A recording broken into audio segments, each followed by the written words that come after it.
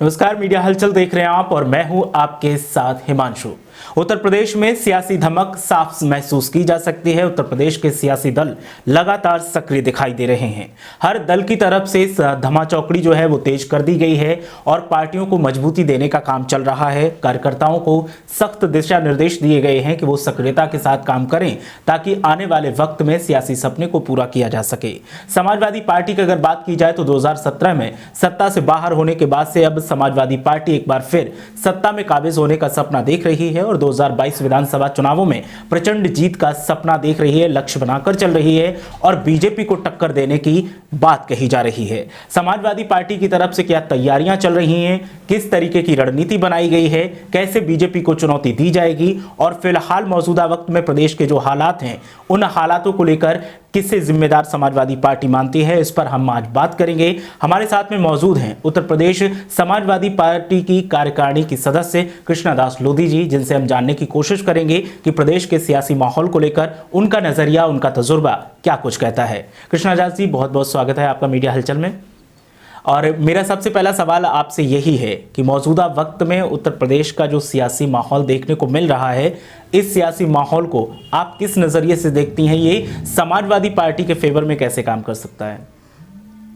इस समय समाजवादी पार्टी के लिए बहुत ही अच्छा समय चल रहा है, क्योंकि ये सरकार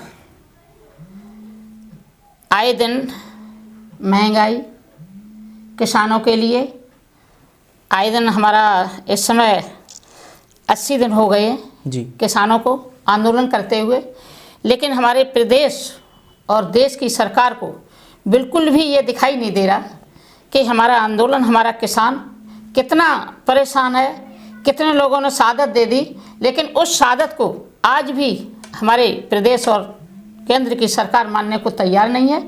इसलिए इस समय हमारे साथ 85% हमारा किसान जो है, क्योंकि चाहे वो शहर में रहता हो चाहे प्रदेश में रहता हो, लेकिन लगभग 85% हमारा किसानी से जुड़ा हुआ आज 85% जो प्रदेश की जनता है वो उस समय समाजवादी पार्टी की तरफ से देख रही है। क्योंकि जब जब समाजवादी पार्टी की सरकार आई, उसने हमेशा किसानों के लिए बढ़ चढ़ कर हिस्सा लिया। चाहे वो बिजली का मामला हो, उन्होंने किसानों के लिए बिजली फ्री कर दी, नहरों का पानी फ्री कर दिया। किसानों के लिए उन्होंने 50 से लेकर 1 लाख तक का जो उनका मतलब लोन था वो भी माफ़ किया। तो इस तरीके से किसानों के लिए जब जब समाजवादी पार्टी की सरकार आई प्रदेश में, तो उन्होंने बढ़ चढ़ के काम किया और इसी आधार पर आने वाले 2022 में समाजवादी पार्टी की, क्योंकि 85% जो किसान हमारा है वो समाजवादी पार्टी राष्ट्रीय अध्यक्ष अखिलेश यादव की तरफ देख रही है और वो तो इस इंतजार में है कि कितनी जल्दी ये मौका मुझको मिले और मैं इस सरकार को उखाड़ कर फेंके और समाजवादी पार्टी की सरकार लाए। और अगर हम समाजवादी पार्टी की सरकार 22 में बना लेते हैं तो आने वाले 24 में केंद्र की सरकार उखाड़ने में हमें कोई दिक्कत नहीं होगी, बहुत ही आराम से हम उखाड़ फेंकेंगे। अभी कृष्णा दास जी, जैसे आपने कहा कि किसान आपके साथ हैं, लेकिन जो मौजूदा हालात देखने को मिल रहे हैं उसमें बीजेपी कहती है कि किसान तो आंदोलन कर ही नहीं रहे हैं, तो विपक्ष के लोग बैठे हैं, किसान तो हमारे साथ है। कौन सा विपक्ष का लोग हैं मुझे बताएं तो। अगर विपक्ष हमारा मजबूत होता तो आपने जो 3 कानून लागू किए जी, वो कानून आप लोकसभा और राज्यसभा में ही नहीं पारित कर सकते थे अगर हमारा विपक्ष होता मजबूत इस समय। क्योंकि विपक्ष के पास इतने मौजूदा सांसद हमारे नहीं हैं जो इस बिल को भी आप चाहते हैं अपनी संख्या बल के आधार पर उसी बिल को पास कर ले जाते हैं। और हमारा विपक्ष है नहीं, विपक्ष की आप सुनते नहीं, उनको वॉकआउट कर देते हैं, कई सदन से बाहर निकाल देते हैं। इसलिए अब उन्होंने जब देखा हमारी किसानों ने कि जब विपक्ष में हमारा कोई कहने वाले नहीं है, तो किसानों ने स्वयं अपनी बागडोर संभाल ली है और किसान ही आंदोलन कर रहे। ये भाजपा वालों की एक सोची समझी रणनीति के तहत ये कहते हैं कि किसान नहीं है। मैं उनसे पूछना चाहते हैं कि कभी आपने किसान के उसमें देखा है कि किसान कैसे बनते हैं, किसान क्या हैं? क्या हमारे मोदी जी ने कभी हल चलाया है? मुझे बताएं। उनको पता है हल कैसा होता है? अगर उनसे पूछ दिया जाए तो मोदी जी हल को नहीं पहचानेंगे कि हल कैसा होता है जो लोग बैलों से चलाते थे। और वो कह रहे किसान नहीं है। आप पंजाब में जा कर के देखेंगे, पंजाब के, हरियाणा के, मध्य प्रदेश के, उत्तर प्रदेश के, ये गाजीपुर बॉर्डर पर कहाँ के किसान नहीं है? हर जगह के किसान लगे हुए हैं। अभी जो स्थितियां उत्तर प्रदेश में सियासी स्थितियां दिख रही हैं, हर दल सोशल इंजीनियरिंग में लगा है, सियासी ध्रुवीकरण में लगा है कि वोटों का ध्रुवीकरण किया जाए। बीजेपी भी इसमें दिखाई दे रही है सक्रिय। तो बीजेपी को समाजवादी पार्टी किस तरीके से चुनौती पेश करेगी? नहीं, तो मैंने आपसे बता दिया ना, समाजवादी पार्टी को ज़्यादा चुनौती पेश करने की जरूरत ही नहीं। वो तो केवल ये देखा गया था, इन्होंने ये कहा था कि मुझे एक बार देखिए मैं क्या कर रहे हैं। आप बताइए, इन्होंने एक वादा किया था कि 15-15 लाख रुपए आएंगे, मोदी जी ने वो तो जुमला बता दिया उन्होंने। नहीं, क्या वो 15-15 लाख उन्होंने दे दिए? 15-15 हज़ार भी दे देते अगर किसी के खाते में, तब तो ये माना जाता। बिल्कुल है?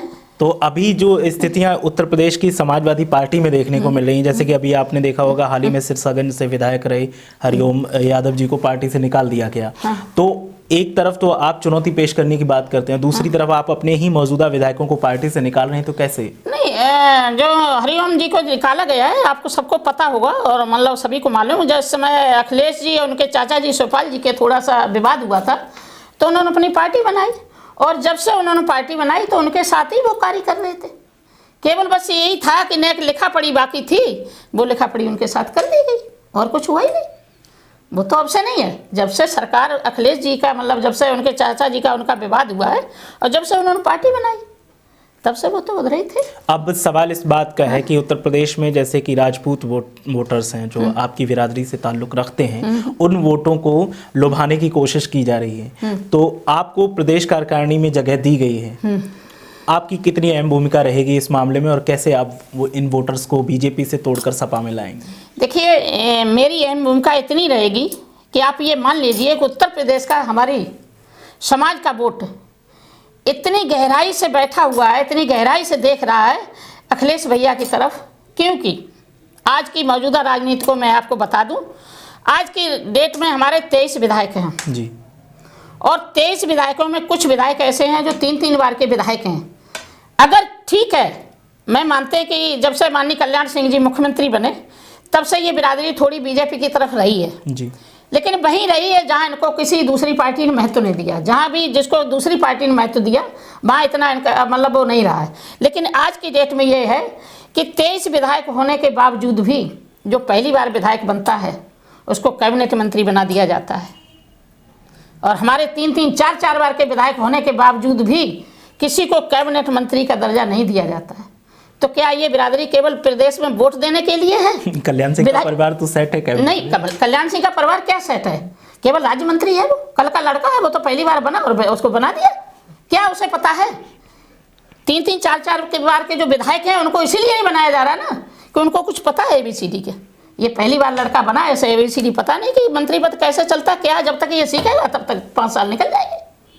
तो अभी समाजवादी पार्टी बीजेपी की बात अगर इतर रख दी जाए तो उत्तर प्रदेश में जो अभी सियासी सामाजिक हालात जो चल रहे हैं, अपराध का मामला ले लो या फिर महिलाओं के साथ अपराध, बेरोजगारी का मुद्दा ले लो, इन मुद्दों में आप बीजेपी की भूमिका किस नज़रिए से देखते हैं? क्योंकि जब सियासी चुनाव की बाजी चल रही थी 2017 में तो दावा किया जाता था कि अपराध को ख़त्म कर दिया जाएगा। अभी जो स्थितियां हैं इनको और दावों को किस तरीके से देखते हैं आप? देखिए, बीजेपी के जो दावे थे सारे खोखले थे, और शायद है, मैं तो ये कहेंगे कि इतनी भ्रष्ट सरकार महिलाओं के लिए कभी नहीं आई जितनी बीजेपी है। आप अभी देखिए, कल का ही कांड है उन्नाव में, 3-3 बेटियां थी। आप बताइए, क्या खेतों पे बेटियां जाना बंद हो जाएंगी? क्या बेटियां पढ़ने नहीं जाएंगी? अपना हाथरस का कांड देखिए, अभी बदायूं का कांड देखिए, आप जिस जिले की उठा करके लिस्ट देखिए, कोई ऐसा जिला नहीं है जहाँ पर महिलाओं और बेटियों पर अत्याचार नहीं हो रहा है। और कोई दूसरा मामला उठा करके उसको बिल्कुल ठंडे बस्ते में डालने की कोशिश करती है, लेकिन ऐसा नहीं है कि वो ठंडे बस्ते में डाल देगी। इसको सभी लोग, हमारे जो भी गांव-गांव बैठे हुए लोग हैं, वो इसको देख रहे हैं, उस पर कार्य कर रहे हैं। जिस दिन भी उनको मौका लगेगा, ये सरकार शायद पिछली अभी तो 15 साल बाद आई, मेरे अंदाज से तो ये शायद 30-35 साल से पहले सरकार में नहीं आएगी। अभी आपका कहना है कि बीजेपी मुद्दे को भटका देती है और दूसरा मुद्दा ले आती है, लेकिन बीजेपी का कहना है कि समाजवादी पार्टी भी यही करती थी। शाहजहांपुर के गजेंद्र सिंह का मामला आपने देखा ही होगा, जब उनको आग लगा दी गई थी तो उनके बेटे को नौकरी देकर और मुंह बंद करवा दिया गया। तो फिर फर्क कहाँ रह गया? नहीं, कम से कम उनके बेटे को नौकरी तो दे दी गई थी। ये भी दे रहे हैं। नहीं, कहाँ दे रही? आप बताइए, ये हाथरस कांड हुआ, उस बेटी के साथ अत्याचार, क्या उसके साथ मुआवजा तो दिया ना? क्या मुआवजा दिया? करोड़ों में मुआवजा। नहीं, कहाँ करोड़ों मुआवजा दिया? उसके भाई को, उसके बाप को, उसको मतलब सब लोगों को जेल में ले जा रहे हैं कि ये कहाँ का वो न्याय है? बताइए। नहीं, जेल में नहीं, कहाँ का न्याय है? बताइए। मुआवजा और ये सब कब दिया? जब विपक्ष ने वो उठाया तब, इससे पहले नहीं कुछ किया उन्होंने। तो विपक्षी दल होने के नाते अखिलेश यादव की भी भूमिका बनती है कि इस तरीके के मामले हो तो जमीन पर उतरकर पीड़ितों से मिलें, वो क्यों नहीं जाते? नहीं, तो वो अपने, ऐसा है ना, अखिलेश यादव के हर जगह मतलब टीम जाती है। कल आपने नाम देखा? हाँ, प्रतिनिधिमंडल गया। प्रतिनिधिमंडल गए। क्या अखिलेश यादव ही थोड़ी पूरे प्रदेश को देंगे? 72 जिले हमारे, और 72 जिले में कितनी 403 सीटें हैं जी, हैं? 403 सीटें में जहाँ भी होगा कि अखिलेश यादव नहीं जाएंगे ना? उनके लोग इतने मजबूत लगे हुए हैं। तो अभी बेरोजगारी के मामले में आप बीजेपी को कहाँ देखते हैं? अखिलेश यादव तो बेरोजगारी भत्ता देते थे, लेकिन इस सरकार नहीं, अखिलेश यादव ने तो बहुत कुछ दिया था। बीजेपी ने तो बच्चों से, जो भी युवा हैं हमारे, उनसे सब कुछ छीन लिया। बेरोजगारी लड़कों से, हमारे से सब कुछ छीन लिया। आप बताइए, छोटी छोटी सी चीज़ें में क्या क्या आपको बताएं। इन्होंने ये कहा था हर वर्ष 2 करोड़ नौकरियां देंगे जी, मोदी जी का वादा था ना जी। लेकिन मैं अभी का बता रहे, 69,000 की भर्तियां हुई हैं। मैं आपको बता दूं, इन्होंने 10% आरक्षण बीजेपी वालों ने 24 घंटे में हमारा ख़त्म कर दिया। इसी में 18,000 नौकरियां हमारी ओबीसी की इन्होंने ख़त्म कर दी। 69,000 भर्तियों में ओबीसी को 18,000 नौकरियां और मिलती, वो 18,000 नौकरियां इन्होंने ख़त्म कर दी। तो मैं जानना चाहते कि जिस समय हमारा आरक्षण लागू हुआ था तब कितने दिन लगे थे, और इन्होंने 24 घंटे में इन्होंने 10% क्यों ख़त्म कर दिया? आप किस आधार पे मतलब कहना चाह रहे, क्या जनता से कहेंगे? ये जवाब तो दें हमें। नहीं, उन्होंने प्लान बना लिया है। संकेत मिल रहे हैं, सूत्रों के हवाले से खबर आ रही है कि बजट पेश जब करेंगे तो वो यूथ जो है, युवा वोटर हैं, उनके लिए टैबलेट लेके आ रहे हैं। हर घर में टैबलेट दिया जाएगा बीजेपी की तरफ से, नहीं, उस ठीक लैपटॉप योजना की तरह। तो क्या इससे नहीं तो क्या है? अच्छा, एक बात बताइए, इन्होंने बच्चों की पढ़ाई छीन ली तो बच्चे लैपटॉप पे पढ़ेंगे क्या? मुझे बताएं आप। 1 साल हो गई है, बच्चों से इन्होंने पढ़ाई छीन ली तो बच्चे लैपटॉप पे पढ़ेंगे क्या? वो तो केवल गाने सुनेंगे और बेकार की चीज़ें देखेंगे। जब आपने पढ़ाई नहीं करा रहे हैं, बच्चों को बिल्कुल फ्री बैठा दिया है। आप देखिए देहात में जा कर के, टीचर जाता है 10 बजे से लेकर 3 बजे तक बैठता है, वहाँ एक बच्चा नहीं जाता। क्या इनका इरादा क्या है कि जो गरीब है वो गरीब बना रहे?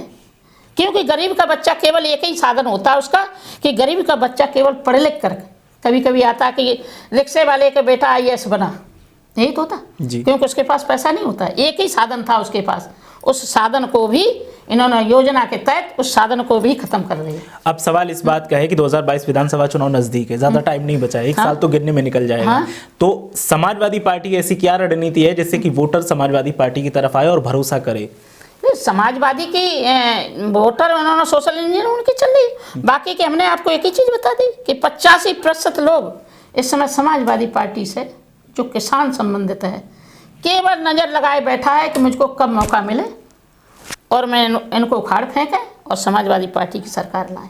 अभी जो अन्य दलों के नेता आ रहे हैं समाजवादी पार्टी के साथ, वो अन्य दलों में थे तो वहाँ तो चुनाव जीत नहीं पाए, तो सपा में आके क्या सपा को चुनाव जिता देंगे हो? नहीं, देखिए, अब कौन नेता के शर्त पर आए ये मुझे नहीं मालूम, ये राष्ट्रीय अध्यक्ष जी का मामला है, मैं उसमें कुछ नहीं कहेंगे। हाँ, अगर वो पार्टी में आएंगे तो कुछ मन बना के ही तो आए होंगे कि मैं पार्टी की मदद करेंगे, और वो अगर पार्टी की मदद करने के लिए आए हैं तो वो मदद करेंगे। अगर उनको पीड़ा हुई, उनके दिल में पीड़ा हुई, जहाँ जहाँ थे वहाँ से, तभी तो छोड़ के आ रहे। समाजवादी में कुछ तो अच्छा दिखाई दिया होगा, समाजवादी में कुछ अच्छा दिखाई दिया, तब वो समाजवादी में आ रही। चलिए, आखिरी मेरा सवाल ये है कि इस मंच से, मीडिया हलचल के मंच से, प्रदेश के युवाओं से क्या अपील करना चाहेंगे 2022 के लिए? नहीं, मैं 2022 के लिए मैं तो कहना चाहते हैं कि 2022 में युवा आए, समाजवादी पार्टी के साथ जुड़े, और उनको लैपटॉप भी मिला, पैसे भी मिले, और बेरोजगारी भत्ता भी मिला, नौकरियां भी मिली। और ऐसा नहीं, अखिलेश भाई के आते के साथ वो अपनी उम्मीद लेकर के आए, और उनकी उम्मीद शायद अखिलेश भाई पूरा करेंगे। चलिए, बहुत बहुत शुक्रिया हमारे साथ जुड़ने के लिए।